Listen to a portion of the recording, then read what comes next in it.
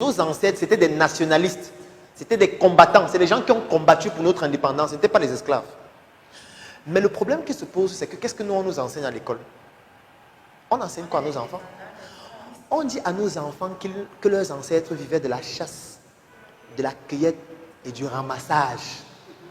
Attends, ça veut dire qu'on a certains de nos ancêtres qui n'arrivaient pas à grimper sur l'arbre. Donc ils attendaient que la mangue mûrisse, ça tombe, ils ramassaient sus. Et c'est ça qu'on enseigne à nos enfants à l'école. On leur dit de réciter ça pour passer. En même temps, on leur enseigne que ce sont les Occidentaux qui ont découvert l'écriture et l'imprimerie. Ce qui est faux. On leur enseigne que c'est les Occidentaux qui ont découvert la lumière, qui ont découvert le bateau, le moteur à combustion interne. En fait, toutes les découvertes scientifiques, on leur apprend que c'est les Occidentaux. Et on leur apprend que leurs ancêtres, c'était les esclaves. Vous pensez qu'un enfant, quand il apprend ça à l'école, ça construit des connexions de neurones dans son cerveau, comme on l'a vu dans le module Apprendre à apprendre. Ce qui va donc structurer son attitude et son comportement. Il va comprendre que les Occidentaux sont supérieurs à nous, en tous les niveaux. Ça, c'est depuis l'école maternelle. Hein. On n'est même pas encore arrivé à l'école supérieure ou alors à l'université. On est encore à l'école maternelle où on construit déjà la condescendance en lui. Je vous prends un deuxième exemple.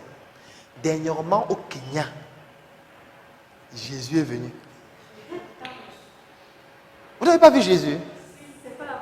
Jésus était au Kenya il y a quelques mois. Jésus. Attends. Vous n'avez pas vu Jésus au Kenya? Ou j'ai vu seul? Jésus est arrivé au Kenya. Les Kenyans se mettaient à genoux. Jésus imposait les mains. Il versait l'eau bénite. Il disait que allez-y, vas-y, tu es béni, tu es protégé, tu es peut-être délivré de tes péchés.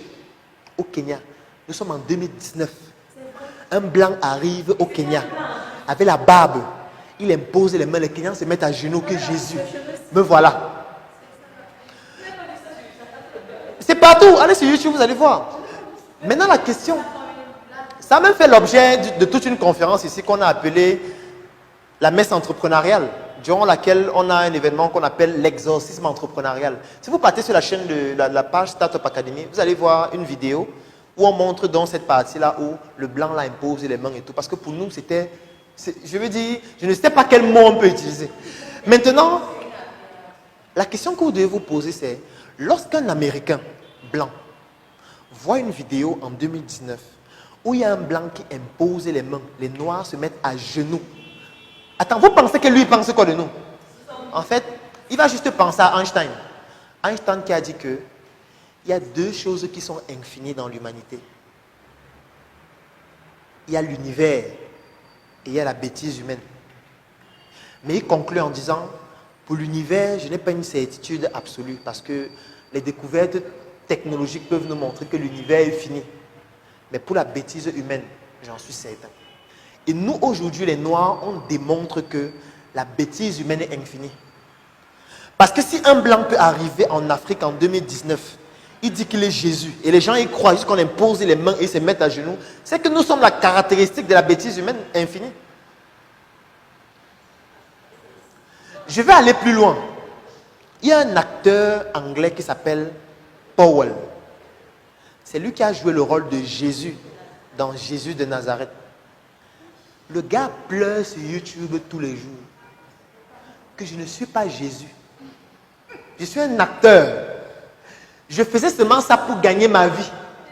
Ne mettez plus mes statues chez vous. Ne me priez pas. Je ne suis pas Jésus.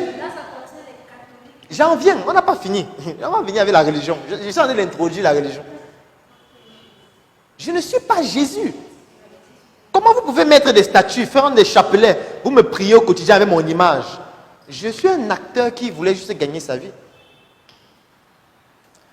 Alors maintenant, dans les représentations religieuses,